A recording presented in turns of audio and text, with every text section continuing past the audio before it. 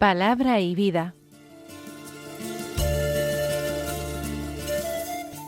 Con el padre Manuel Horta, desde Sevilla.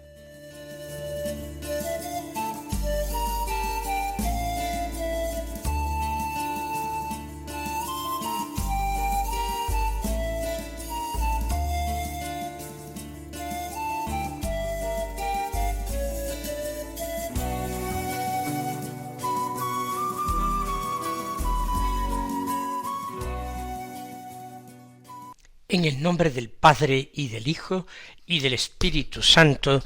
Amén. Alabados sean Jesús y María. Muy buenos días, queridos amigos, oyentes de Radio María y seguidores del programa Palabra y Vida. Hoy es el miércoles de la segunda semana de Cuaresma. Este miércoles es día 4 de marzo. Y en él la Iglesia celebra la memoria de San Casimiro. San Casimiro fue un príncipe, hijo del rey de Polonia, nacido en el año 1458. Destacó desde muy joven por el empeño con que vivía las virtudes cristianas, sobre todo la caridad para con los pobres, a los que socorría con mucha abundancia, y la castidad. Fue defensor de la fe, con particular devoción a la Eucaristía y a la Santísima Virgen María. En 1484, cuando tenía solamente 26 años, murió de tuberculosis en Grodno, que formaba parte en la época de Polonia. Y está enterrado hoy día en Vilnius, o Vilna, como le llaman algunos, en Lituania. Pues además de esta conmemoración de San Casimiro, nosotros vamos a prestar atención principalmente al Santo Evangelio. Hoy de nuevo tenemos a San Mateo, del capítulo 20, los versículos 17 al 28, que dicen así: En aquel tiempo, subiendo Jesús a Jerusalén, tomando aparte a los 12, les dijo por el camino: Mirad, estamos subiendo a Jerusalén, y el Hijo del Hombre va a ser entregado a los sumos sacerdotes y a los escribas, y lo condenarán a muerte, y lo entregarán a los gentiles, para que se burlen de él, lo azoten y lo crucifiquen, y al tercer día resucitará. Entonces se le acercó la madre de los hijos de Zebedeo con sus hijos, y se postró para hacerle una petición. Él le preguntó: ¿Qué deseas? Ella contestó: Ordena que estos 2 hijos míos se sienten en tu reino, uno a tu derecha y el otro a tu izquierda. Pero Jesús replicó: No sabéis lo que pedís. ¿Podéis beber el cáliz que yo he de beber? Contestaron: Podemos. Él les dijo: Mi cáliz lo beberéis, pero sentarse a mi derecha o a mi izquierda no me toca a mí concederlo. Es para aquellos para quienes lo tiene reservado mi Padre. Los otros 10, al oír aquello, se indignaron contra los 2 hermanos, y llamándolos, Jesús les dijo: Sabéis que los jefes de los pueblos los tiranizan y que los grandes los oprimen. No será así entre vosotros. El que quiera ser grande entre vosotros, que sea vuestro servidor. Y el que quiera ser primero entre vosotros, que sea vuestro esclavo. Igual que el Hijo del Hombre no ha venido a ser servido, sino a servir y a dar su vida en rescate por muchos.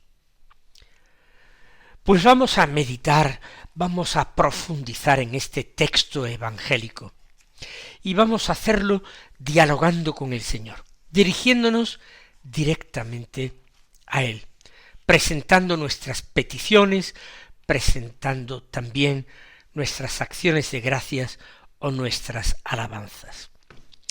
Y empezamos diciéndole: Señor Jesús, Hoy te contemplamos mientras vas subiendo a Jerusalén, seguido por tus apóstoles.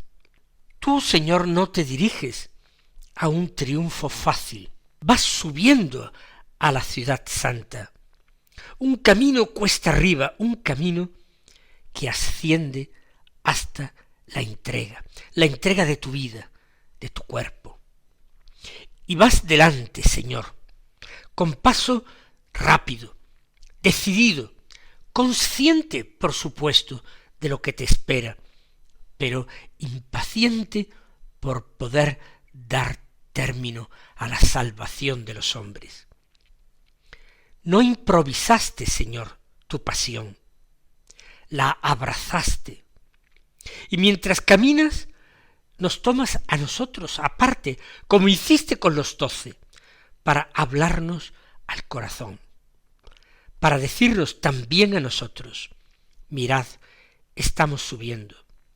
No sólo tú subes, Señor, nos invitas a subir contigo. Y nos llena de admiración escucharte anunciar con tanta claridad, con tanto detalle, lo que va a suceder, que serías entregado, condenado a muerte, burlado, azotado, crucificado. En tus palabras no hay romanticismo, no hay engaño a tus discípulos, no tratas de disimular lo que van a encontrar. El amor verdadero pasa por la humillación. Y sin embargo, en medio de esa oscuridad, pronuncias una palabra luminosa, porque dices, al tercer día resucitará. La cruz no es la última palabra. Eso también lo sabes, Señor. El sufrimiento no es el destino final. Es un paso en el camino. Pero la meta es la vida. La obediencia al Padre desemboca en la vida, en una vida para siempre, en la vida verdadera. Pero, Señor, qué contraste tan grande entre tu anuncio de la pasión y la escena que sigue a continuación. Mientras tú estás hablando de tu pasión, de tus sufrimientos, de tu muerte, otros piensan en tronos. Tú revelas el misterio del cáliz, el cáliz lleno de los sufrimientos. Y, sin embargo, surge la ambición. La madre de los hijos de Zebedeo se acerca con su petición. Y nosotros nos vemos reflejados en ella. También nosotros, tantas veces, buscamos seguridades, compensaciones por lo que hacemos, puestos de honor en tu reino, reconocimiento de lo mucho que nos esforzamos. Señor, soñamos con la gloria sin haber comprendido en absoluto el camino. Y tú, Señor, muestras con tu respuesta, con tus palabras, que no es tu intención humillar a nadie. Al contrario, con muchísima paciencia y caridad, preguntas, ¿qué deseas? Se lo dices a aquella madre, quizás un tanto manipulada por sus hijos, impulsada por ellos.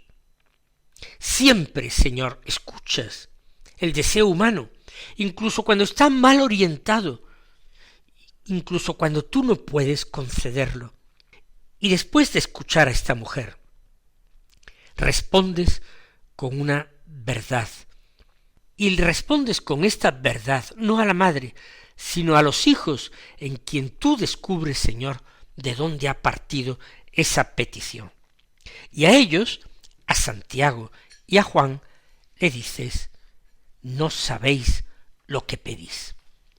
¿Cuántas veces, Señor, también nosotros pedimos cosas sin comprender el alcance que puedan tener esas cosas, sin calcular el precio del amor que va a costar ese don, sin aceptar que tu reino no se construye con privilegios y con favores especialísimos, sino que se construye con entrega, como tú hiciste, Señor. Por eso preguntas a continuación: ¿podéis beber el cáliz que yo he de beber? El cáliz, Señor, no es un símbolo sin sentido, vacío de significado. Beber el cáliz es aceptar totalmente la voluntad del Padre, sea cual sea, cueste lo que cueste. El cáliz es el sufrimiento que uno acepta y asume por amor. El cáliz es la fidelidad, cuando parece que todo fracasa y que tú mismo te encuentras abocado a los tormentos y a la muerte. El cáliz ha pasado hasta a nuestra propia lengua como símbolo precisamente de esto, de sufrimientos. Pues bien, ante esta pregunta: ¿podéis beber el cáliz que yo he de beber? Ellos, Santiago y Juan, responden con una generosidad impulsiva, quizás sin calcular excesivamente lo que conllevaba. Respondieron ambos: podemos. También, Señor, nosotros en muchas ocasiones te decimos que sí, y sin embargo no hemos calculado bien a dónde llega este sí que te damos. Y sin embargo, Señor, tú eres tan bueno, tan generoso, que ese podemos, que ese sí que te damos, lo acoges incluso con toda la ingenuidad en que viene envuelto, y tú lo transformas en un camino para la maduración.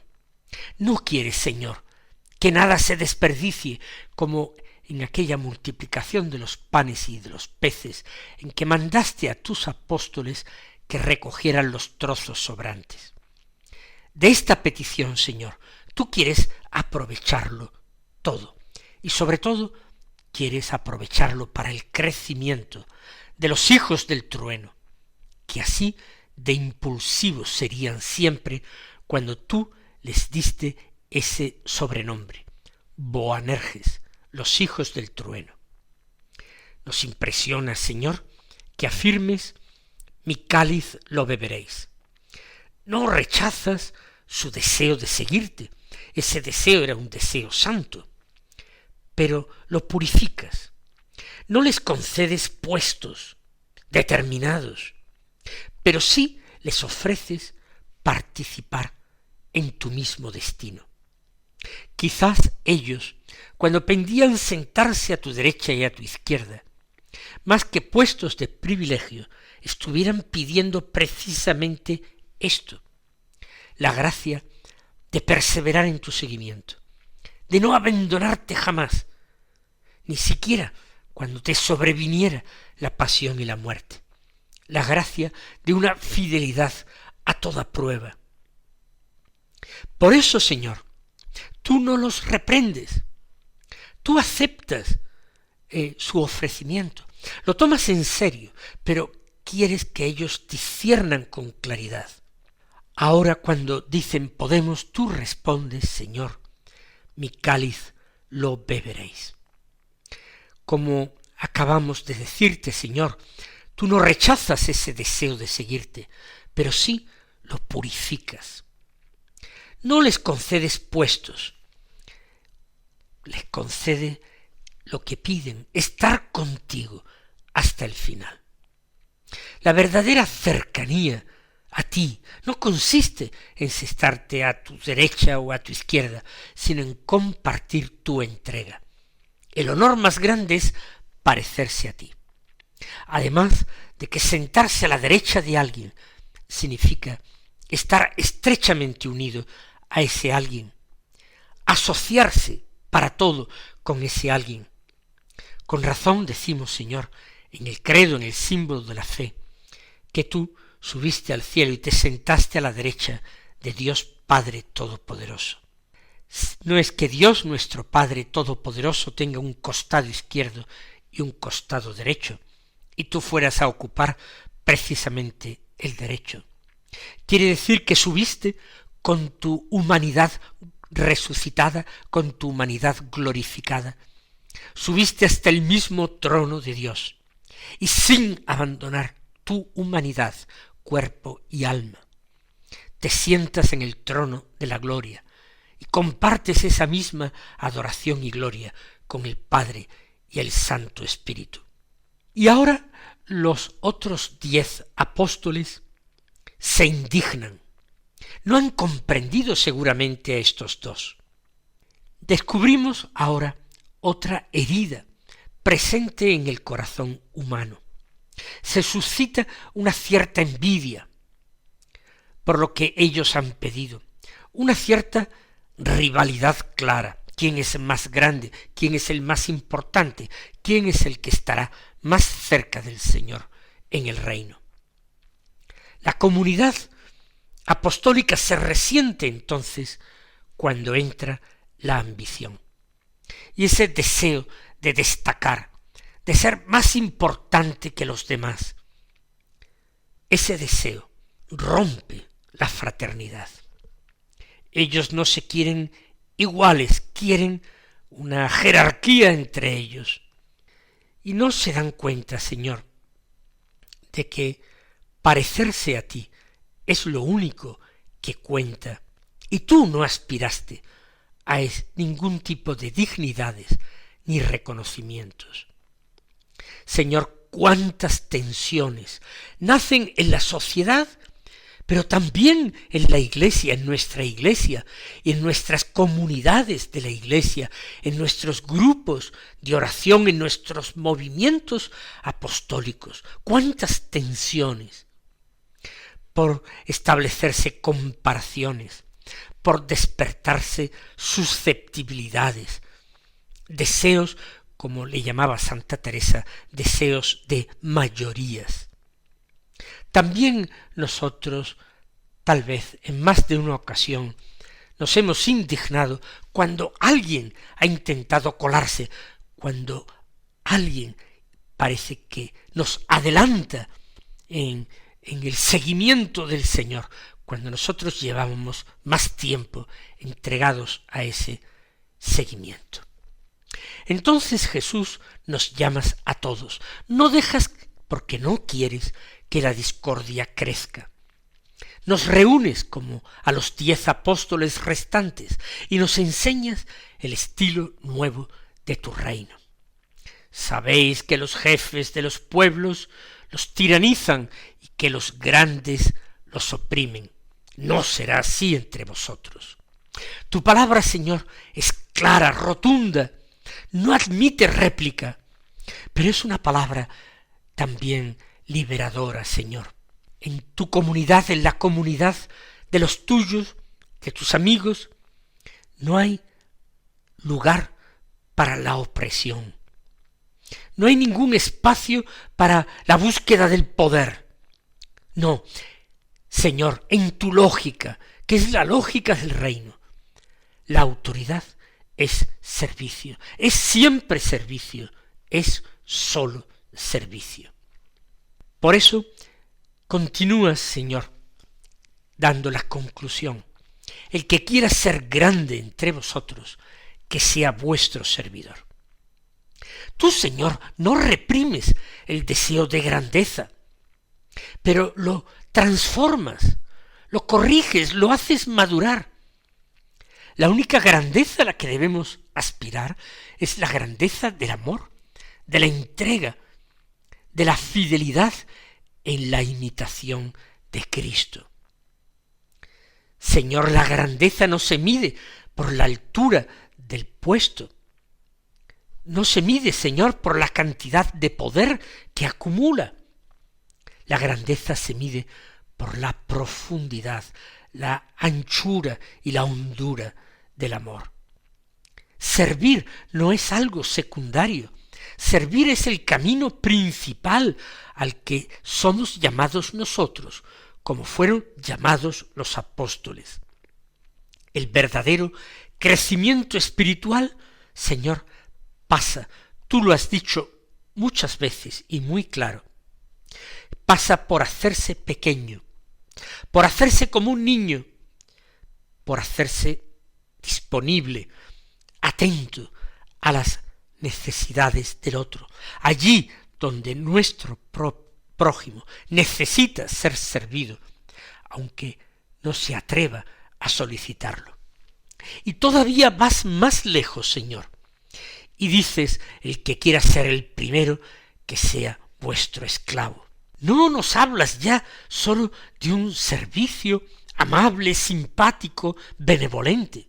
Nos hablas de una entrega radical y total de nuestra persona, de nuestro tiempo, porque el esclavo en la antigüedad era alguien que no se pertenecía a otro, vivía para otro, trabajaba para otro. Nos pide, Señor, un despojo interior, una libertad grande frente al propio ego, una disponibilidad que no calcula ventajas. Señor, es el camino exigente del amor, de ese amor que se da sin reservas, de ese amor del que tú das testimonio, no sólo con palabras, Señor, sino también con obras. Finalmente, Jesús, tú nos das la clave suprema para entenderlo todo, y esa clave suprema eres tú mismo. Y así afirmas, el Hijo del Hombre no ha venido a ser servido, sino a servir y a dar su vida en rescate por muchos. No nos estás proponiendo, Señor, nada que tú no hayas vivido primero. Tú eres el servidor, tú eres el esclavo por amor. Tú das la vida, y no simbólicamente, la das realmente, y además en la cruz. Señor, tu autoridad brota de la cruz, tu realeza se revela precisamente en ese don total de ti mismo que obras desde la cruz. Por eso, Señor Jesús, hoy te lo pedimos todos nosotros, enséñanos a subir contigo a Jerusalén, sin huir del cáliz de tu pasión, sin huir de la vergüenza, de la humillación, del dolor. Purifica, Señor, nuestros deseos de grandeza. Haznos madurar, Señor. Arranca toda ambición, esa ambición que divide, arráncala de nuestro corazón y haznos comprender que el único trono que importa es la cruz abrazada por amor. Danos, finalmente, Señor, un corazón de servidores, libres de la necesidad de ser aplaudidos, elogiados, capaces de entregar la vida en lo pequeño de cada día, que bebiendo contigo el cáliz participemos también en la alegría de tu resurrección. Así sea. Mis queridos hermanos, que el Señor os colme de sus bendiciones y hasta mañana si Dios quiere.